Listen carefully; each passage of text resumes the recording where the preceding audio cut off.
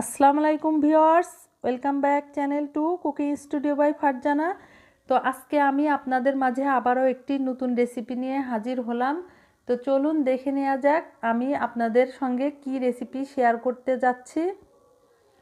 শীতের এই সিজনে বাজারে ফুলকপি অ্যাভেলেবল আমরা দেখতে পাই, আর এটি আমরা ঘরে থাকা উপকরণ দিয়েই খুব সহজ পদ্ধতিতে বিকেলের নাস্তাতে এই পাকোড়াটা তৈরি করে নিতে পারি।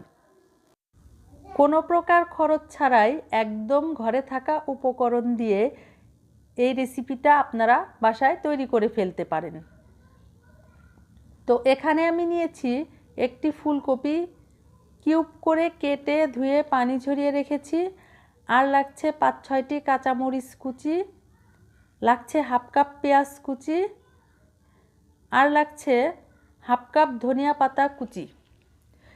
এই ধনিয়া পাতাটিকে আমি একদম মিহি করে কুচি করে নিয়েছি।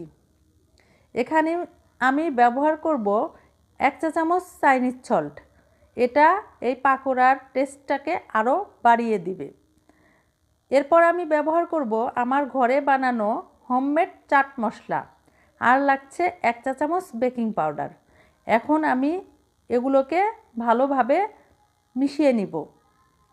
এখানে আমি একটি পাত্রে হাফ কাপ ময়দা দিয়ে দিচ্ছি, আর দিব 1 কাপ পরিমাণ বেসন,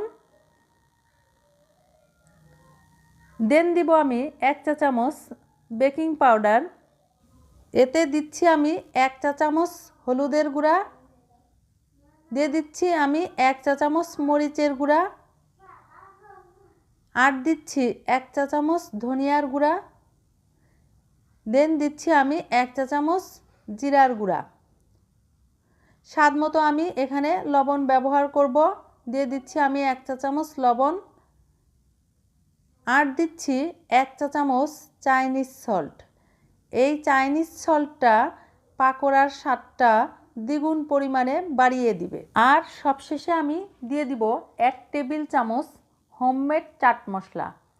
তো আপনারা চেষ্টা করবেন এটা বাসায় তৈরি করে নেওয়ার জন্য। এখানে প্রায় 8 থেকে 10 পদের মশলা আমি এটাকে ভেজে গুঁড়ো করে রেখে দিয়েছি। এই মশলাটা আপনাদের ঘরে তৈরি করা থাকলে আর ভাজা পোড়া করতে কোনো সমস্যাই হবে না। খুব ঝটপট আপনারা বাসায় তৈরি করে ফেলতে পারবেন যে কোনো ভাজা পোড়ার আইটেম এবং মুখরোচক একটি আইটেম। তো এটাকে আমি এখন ভালোভাবে নেড়েচেড়ে মিশিয়ে নিচ্ছি। এখন আমি এতে সামান্য পরিমাণ পানি অ্যাড করে দিব। এখন আমি বাকি উপকরণগুলো এতে অ্যাড করে দিচ্ছি, আর সামান্য পরিমাণ একটু পানি দিয়ে এটাকে আমি ভালো করে মাখিয়ে নিব। এরপর আমি এটাকে সুন্দর করে ম্যারিনেট করে নিচ্ছি। এখন আমার পুরো প্রসেসটা হয়ে গিয়েছে। এটাকে আমি এখন ভাজতে চলে যাব। চুলায় আমি আগে থেকে একটি প্যান বসিয়ে রেখেছি। তেলটা গরম হওয়া পর্যন্ত আমি অপেক্ষা করে নিয়েছি। এখন আমি একে একে সবগুলো পাকোড়া এতে দিয়ে দিচ্ছি। এ অবস্থায় আমরা মিডিয়াম টু লো আঁচে রেখে এই পাকোড়াটা আমরা ভেজে নিব। এ পর্যায়ে আমরা মিডিয়াম টু লো আঁচে রেখে আমাদের এই পাকোড়াটা ভেজে নিতে হবে। এতে করে এর ভেতরটা ভালোভাবে সেদ্ধ হয়ে আসবে। খুব হাই হিটে এটাকে ভাজতে যাবেন না, এতে করে এর ভেতরটা কাঁচা থাকবে এবং বাহিরটা পুড়ে আসবে, আর খেতেও ভালো লাগবে না। তো এখন আমি একটি একটি করে সবগুলো উল্টিয়ে দিচ্ছি। এভাবে আমরা পাকোড়ার এক পাশটা হয়ে আসলে আমরা আর এক পাশটাও এভাবে একটু সময় নিয়ে ভেজে নিব।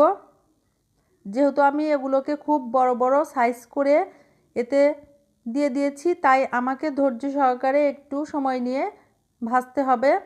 এতে করে এটা খুবই বাহিরে ক্রিস্পি হবে আর ভেতরে স্মুথ হবে। এটাকে আমি আবারও একটি একটি করে উল্টিয়ে পাল্টিয়ে দিচ্ছি, এতে করে উপর নিচ সমানভাবে ক্রিস্পি হবে। চেষ্টা করবেন এটাকে মিডিয়াম টু লো আঁচে রেখে খুবই ধৈর্য সহকারে ভেজে নিতে। এতে করে ভেতরেও কাঁচা থাকবে না আর বাহিরটাও খুবই সুন্দর ক্রিস্পি হয়ে আসবে। 10 থেকে 15 মিনিটের মধ্যে আমরা এই পাকোড়াটা অলরেডি ভেজে ফেলতে পারবো, খুব একটা বেশি সময় লাগবে না। আর তাই বিকালের নাস্তায় আমাদের এই রেসিপিটা খুবই ঝটপট তৈরি হয়ে যায়। শীতের এই সবজিটা দিয়ে আমরা কোনো প্রকার ঝামেলা ছাড়াই ঝটপট এটা বাসায় তৈরি করে ফেলতে পারি। এটা অলরেডি ভাজা হয়ে গিয়েছে। এখন আমি একটি সার্ভিং ডিশে একে একে সবগুলো পাকোড়া তুলে নিচ্ছি। তো ভিউয়ার্স, দেখতে পাচ্ছেন কতটা সুন্দর পারফেক্ট কালার এসেছে। শীতের সবজির মধ্যে ফুলকপি আমাদের কম বেশি সবারই প্রিয়।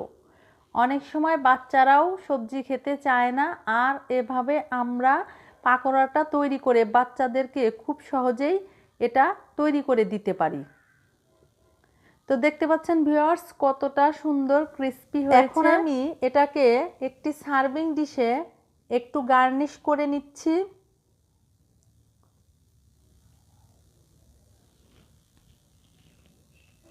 তো আমি একটি সার্ভিং ডিশে এটাকে গার্নিশ করে নিলাম। এখন আমি একটি ভেঙে আপনাদেরকে দেখিয়ে দিচ্ছি এটা কতটা পরিমাণ ক্রিস্পি হয়েছে। তো দেখতে পাচ্ছেন ভিউয়ার্স এর ভেতরে কতটা সফট আর বাহিরটা ক্রিস্পি। ভিডিওটি ভালো লাগলে লাইক, কমেন্ট, শেয়ার করবেন এবং পাশে থাকা বেল আইকনটি প্রেস করে দিবেন, যাতে করে আমি নতুন রেসিপি ছাড়ার সঙ্গে সঙ্গে আপনারা নোটিফিকেশন পেয়ে যান। তো পরবর্তীতে আবার আসবো নতুন কোনো রেসিপি নিয়ে। আল্লাহ হাফেজ।